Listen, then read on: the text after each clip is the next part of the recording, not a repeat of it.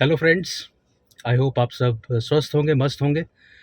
तो ये आज का दूसरा वीडियो है मेरा।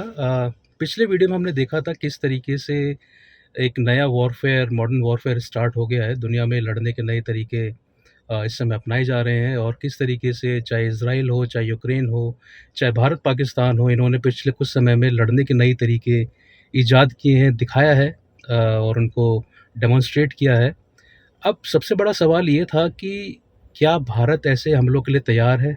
क्या भारत में वो क्षमता है कि इस तरह के जो मॉडर्न वॉरफेयर्स हैं, उनमें हम लोग किसी देश को काउंटर कर सकते हैं? और क्या हम इसके लिए एक्चुअली में प्रिपेयर्ड भी हैं या नहीं हैं?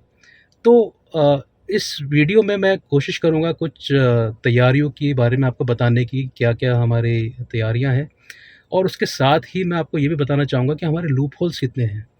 अब अगर यूक्रेन के हमले को अगर हम देखें, तो उसमें हम पाएँगे कि 18-19 महीने की प्लानिंग के बाद में यूक्रेन ने हमला किया। वो ट्रक्स को लेके गए, उनकी जो सीक्रेट सर्विस है उसने ट्रक्स के अंदर कस्टमाइज़ करके जो अपने एफपीवी ड्रोन्स को रखा। एंड मुझे नहीं लगता कि without help from any local person ये पॉसिबल है।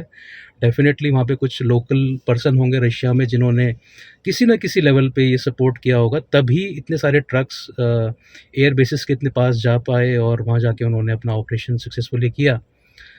भारत की अगर मैं बात करता हूँ, तो भारत में जो सबसे बड़ा लूप होल है वो क्या है? सबसे बड़ा लूप होल ये है कि हमारे जितने भी एयर बेसेस हैं, जितने भी इम्पोर्टेंट कैंटोनमेंट्स हैं आर्मी के, या चाहे आप नेवी का कोई भी बेस देख लीजिए, आप पाएँगे कि उसके आस-पास के इलाके में एनक्रोचमेंट बहुत ज़्यादा है।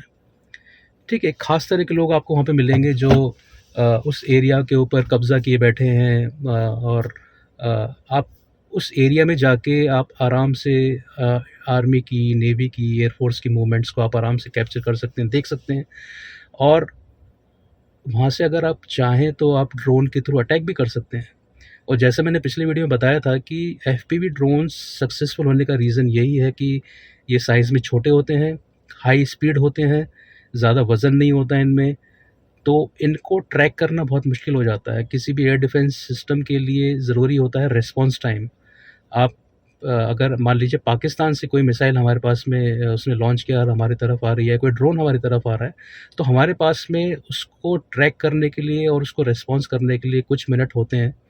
और अगर आपके एयरबेस के बगल से ही कोई अगर ड्रोन आ रहा है, तो उसके लिए आपके आपके पास में रिस्पॉन्स टाइम होगा कुछ सेकंड्स का, राइट? और दूसरी बात कि पाकिस्तान से अगर कुछ आ रहा है, हमारा एयर डिफेंस सिस्टम जो है पाकिस्तान की तरफ हम लोगों ने टारगेट करके रखा हुआ है, तो हमें मालूम है कि अगर उस दिशा से कोई चीज़ आ रही है, तो that is from our enemy territory, हमें उस पे अटैक करना ही करना है।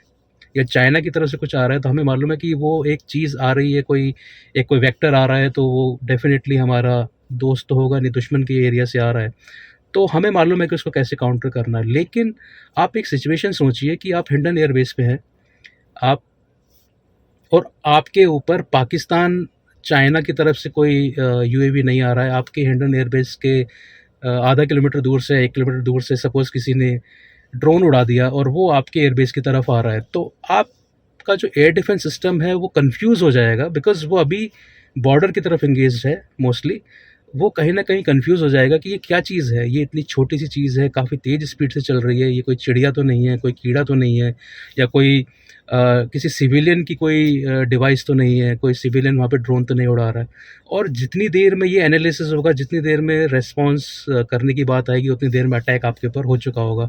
तो सबसे बड़ा जो लूप होल है इंडिया में, वो ये है कि हमारे जितने भी एयर बेसेस हैं, जितने भी कैंटोनमेंट्स हैं, जितने भी नेवी के बेसेस हैं, नेवल बेसेस हैं, उन सब का आस-पास का अगर आप इलाका देखेंगे, तो आप पाएँगे कि कहीं न कहीं वल्नरेबल है वो एरिया। और गवर्नमेंट को, आर्म्ड फोर्सेस को इस चीज़ पे बैठ के कोई स्ट्रैटेजी बनानी ही पड़ेगी, बिकॉज़ जो यूक्रेन ने कल अटैक किया है, इसके बाद में ये एक बहुत बड़ा रिस्क हो गया है। और ये एक रिस्क केवल गवर्नमेंट के पर्सपेक्टिव से नहीं है, ये एक केस स्टडी बनेगा टेररिस्ट ऑर्गेनाइज़ेशंस के लिए भी। क्योंकि टेररिस्ट ऑर्गेनाइज़ेशंस भी नए-नए तरीके ढूँढती रहती हैं, किस तरीके से अटैक किया जाए इंडिया पे।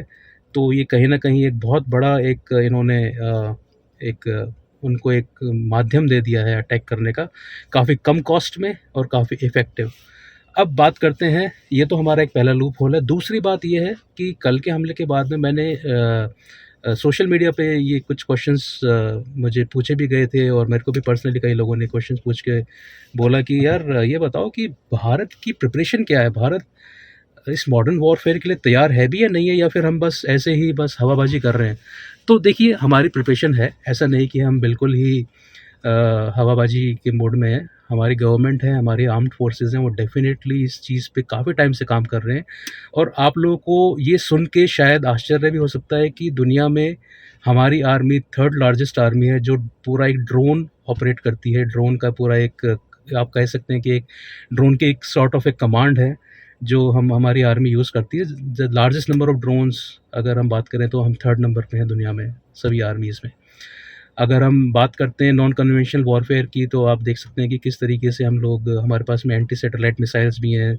दुनिया में सबसे इफ़ेक्टिव और सबसे खतरनाक क्रूज़ मिसाइल ब्रह्मोस हमारे पास में है। हमारे पास में न्यूक्लियर ट्रैड भी है। हम जल से, थल से, हवा से, कहीं से भी न्यूक्लियर मिसाइल को हम लोग लॉन्च कर सकते हैं। इसके अलावा हमारे पास में एंटी स्टील्थ रडार भी बन चुके हैं, हमारे जल्द ही डिप्लॉय भी हो जाएँगे, जिससे कि हम 5th जनरेशन या 6th जनरेशन जो जेट्स होंगे उनको हम काउंटर कर सकते हैं, हवा में उनको गिरा सकते हैं। इसके अलावा हमारा एंटी एंटी आपका एयर डिफेंस सिस्टम है, इंटीग्रेटेड एयर डिफेंस सिस्टम, वो भी हमारा काफ़ी अच्छा है, काफ़ी मजबूत है, और हम हर तरह की जो एरियल थ्रेट है उनको हम न्यूट्रलाइज़ कर सकते हैं। लेकिन अब बात आती है ड्रोन सिस्टम्स की, एंटी ड्रोन सिस्टम्स की।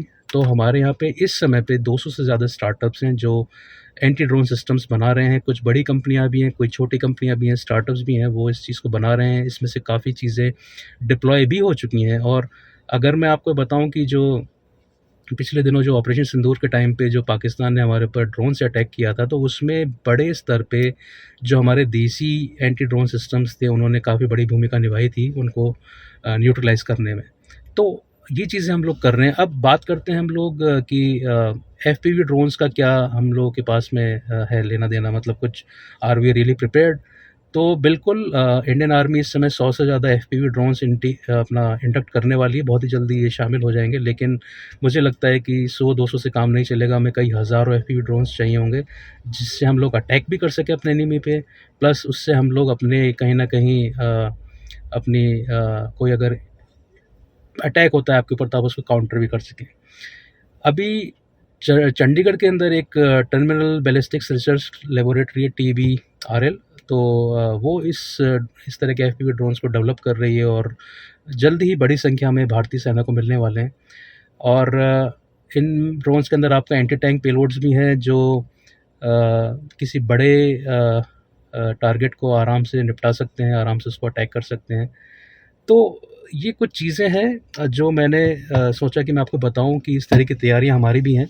और इसके अलावा ऑपरेशन सिंदूर के बाद में कुछ एनालिसिस हुआ है गवर्नमेंट के लेवल पे, आर्म्ड फोर्सेस के लेवल पे, और हम कई ऐसी चीज़ें, टेक्नोलॉजीज़ पे काम कर रहे हैं, जैसे कि अ, आपका कुछ रेस के थ्रू, या फिर किसी और तरीके से जो भी एरियल वेक्टर्स हैं उनको न्यूट्रलाइज़ करने का, वो ऑलरेडी प्रोसेस में है। बहुत ही जल्दी इंडियन आर्मी को ये सारी चीज़ें मिल भी जाएँगी। लेकिन जो मेरा मानना है, जो मैंने पहला पॉइंट बोला है आपको, वो बहुत ज़्यादा बड़ा गैप है इस समय पे, क्योंकि जितने भी हमारे एयर बेसेस हैं, नेवल बेसेस हैं, ये सारे इस समय हाईली वल्नरेबल हैं। और सबसे बड़ी बात ये है कि हमारा एक आधा जो फ्रंट है वो हमारे देश के अंदर ही है। हमने पिछले टाइम पे देखा भी है, अभी ऑपरेशन सिंदूर के बाद आप देखिए कि कितने सारे जासूस पकड़े जा रहे हैं। और इसमें कोई धर्म, कोई मज़हब की बात मैं नहीं करूँगा यहाँ पे, बिकॉज़ हर तरह के लोग मिल रहे हैं। हमारे इन्फ्लुएंसर्स हैं, वो किस तरीके से आईएसआई के साथ में मिलकर हमारे जो सीक्रेट्स हैं वो लीक कर रहे हैं। किस तरीके से लोग 2-4 हज़ार, 5 हज़ार, 10 हज़ार रुपए के लिए हमारी आर्मी की मूवमेंट्स, हमारे बहुत ही कॉन्फिडेंशियल चीज़ों को शेयर कर रहे हैं पाकिस्तानी एजेंसीज़ के साथ में।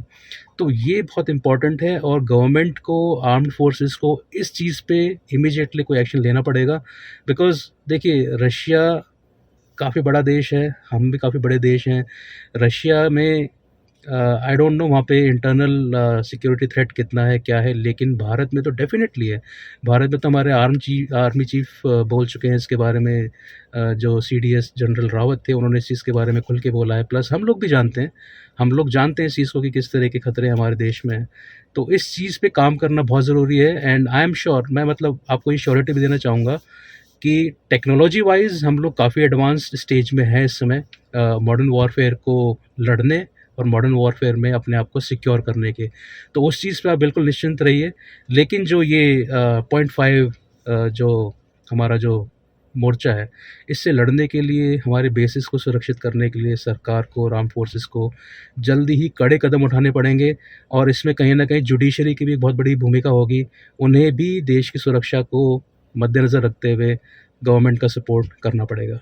तो इस वीडियो में इतना ही। अगर आपको वीडियो में दी गई जानकारियाँ अच्छी लगीं तो प्लीज़ थम्स अप दीजिए, वीडियो को शेयर कीजिए और अपने कमेंट सेक्शन में ज़रूर डालिए। Thanks for watching this video. Thank you so much. Take care. Bye bye.